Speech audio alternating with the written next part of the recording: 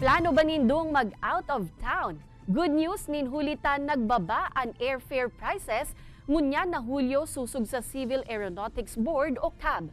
Katakod kaini manihamiento kan Naga Airport, piga-antisiparan ang pagruso kan mga biyahero huli kan baratong pamasahe. Uya ang report ni Chris Novello. Working student si Angelica de los Santos. Dakol na oras subot siyang inahabol kung kaya mas pinipili kay ni na magsakay sa eroplano. May kamahalan man ang pamasahe alagad, no choice man subuot siya. Nare-redeploy kung saan-saan na lugar. Ngayon, pupunta po ako ng Pangasinan pero pagdating po sa Maynila, maglaland travel pa po ako ng almost 4 hours. Alagad may good news ang Civil Aeronautics Board o CAB sa mga pasahero arog ni Angelica. Nagbaba kaya ang airfare prices ngunya na bulan huli sa hababang jet fuel sa world market. Paghali sa level 6 surcharge, nasa level 5 na sana subot ini.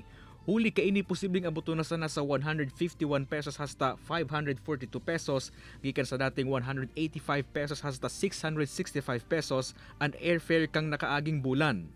Katakod ka ini piglalooman kan manihamento kan Naga Airport ang pagruso kan mga pasahero huli sa baratong pamasahe. Gi-expecta po iyan kasi nga nagbarakasyonan si mga estudyante, pwedeng may magpuruli at si mga nainota po pwede man pa balik ng Manila, pwede pong aprobitsaran yan pagbaba kang airfare na yan.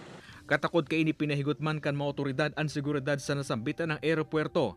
Nairahay naman ang x-ray machine sa pre-departure area kang Naga Airport na naraot ka nakaaging bulan ng Marso. Kay Banan si Javel Obiso, Chris Novello, Balitang Bicolandia.